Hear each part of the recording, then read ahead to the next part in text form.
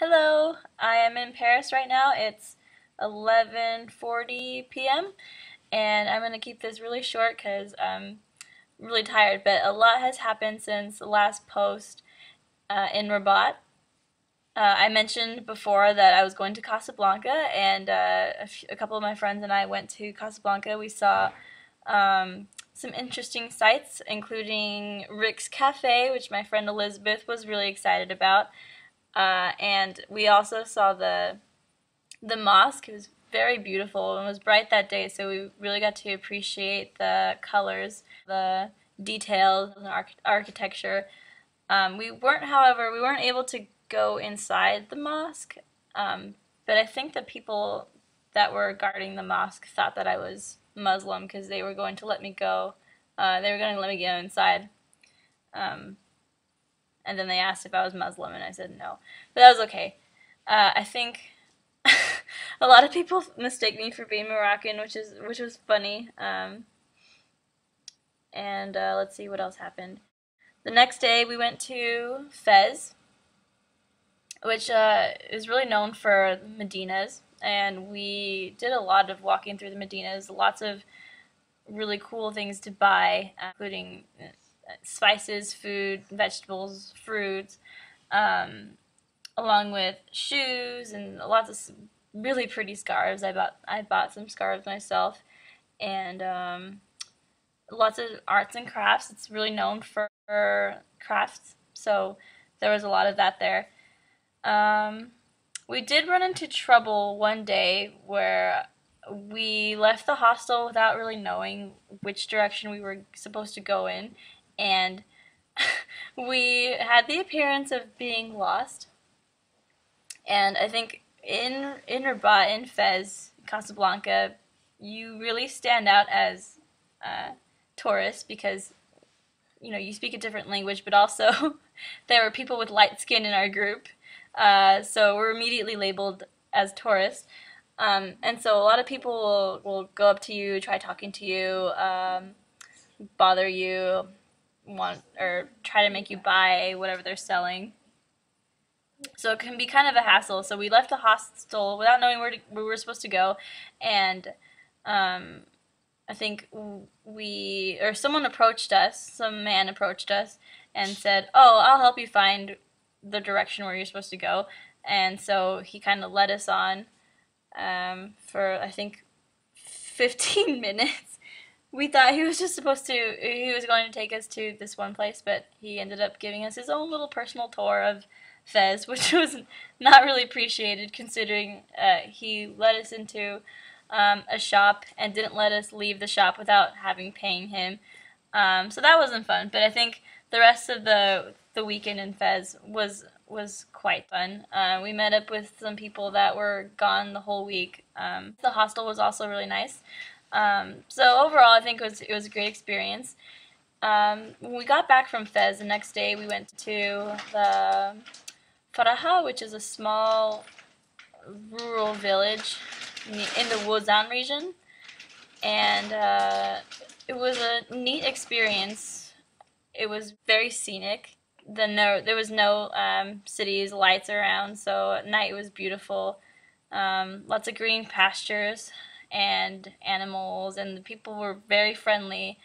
I will post photos of Faraha soon because it's just so beautiful. I was really depressed when we had to leave. We did some cool activities in Faraha. We planted trees, and my hands aren't really blistered from the shovel anymore, but they were the other day. They kind of stung a little bit.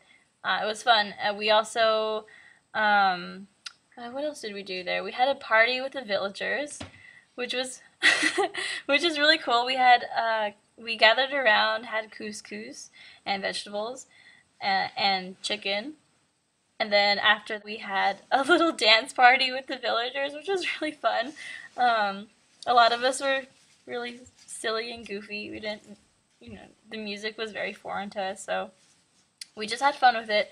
And afterward, we did some more activities. I went on a little hike with part of the group, and I learned about medicinal plants. So I did do some educational activities while I was in the village. I also played with the children, and they were so adorable. We played games, and we kind of and they involved like holding hands and singing and being silly, and so I really had a lot of fun with them. And to the point where I became a little too attached when we had to say goodbye. I was getting emotional. I think the last thing that we all did together was we had a group of children, and then I was sitting in the center, and I had a cute little girl on my lap, and we were singing the Barney song, like "I love you, you love me, we're a happy family," with a great big hug and a kiss from me to you. Won't you say you love me too? And yeah, saying goodbye, and they gave me really, really big hugs and kisses, and some of them were also sad to see me leave. And one of the girls gave me a little a little heart that she made. It's a really small like pillow. It's sewn, and it's pink and purple. And she said, "I love you," and I said, "I love you too," and then I'll always remember them. um, but yeah, it was sweet. Probably my favorite part of the whole experience. But my host family in Faraha was also very, very friendly, welcoming, very loving people. I remember having to say goodbye to them too when I was starting to become emotional, which is not usual for me. Um, to get attached to people so fast and so easily, but these people were just so amazing. I actually took a lot of photos of my host family in Faraha, and I'm going to develop them and send them to the village. I still have to work out the details with that whole arrangement, but I don't know. Yeah, I won't be able to contact them otherwise unless I go back and visit, which is a possibility, but we'll see.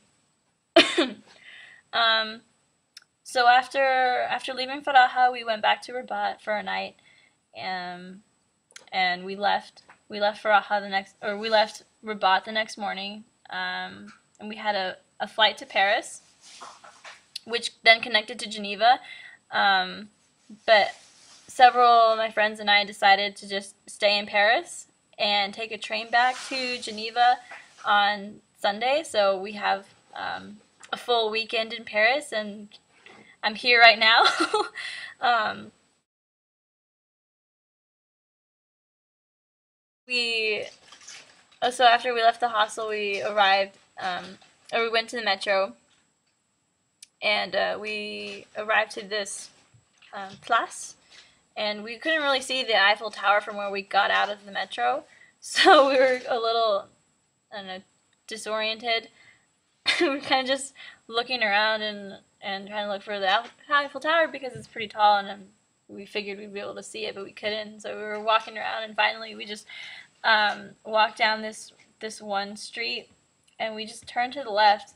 There were buildings next to us, so we turned to the left, and we saw the Eiffel Tower in plain sight, lit up at night, and it was moving.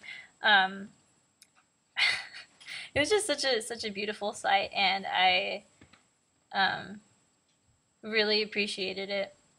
We stood by. Yeah, we. Where were we? Where was the stop? Like the name of the stop? Trocadero. Yeah, it was Trocadero, and we were standing that by these other like fountains and buildings, which are also very pretty. And we took photos of the Eiffel Tower. And then we walked towards the Eiffel Tower. We decided to climb the Eiffel Tower, so we bought tickets and we went up, and it was freezing cold, but it was absolutely worth the trouble.